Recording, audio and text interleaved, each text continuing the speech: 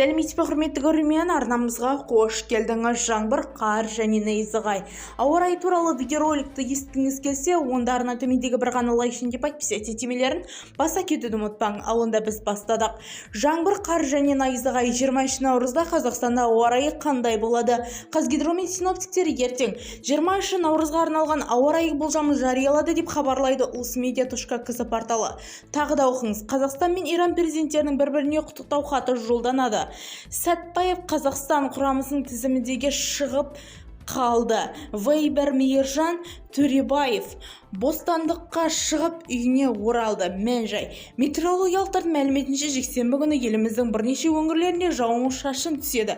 Қазақстанның батысында, солтүстігінде және оңтүстігінде жаңбыр мен қар жаууы мүмкін. Оңтүстік облыстардың таулы бөктерінде және таулы аумақтарында нөсер жаңбыр жауады деп болжанып отыр. Еліміздің батысы мен оңтүстігінде кей жерлерінде найзағай болуы да ықтимал.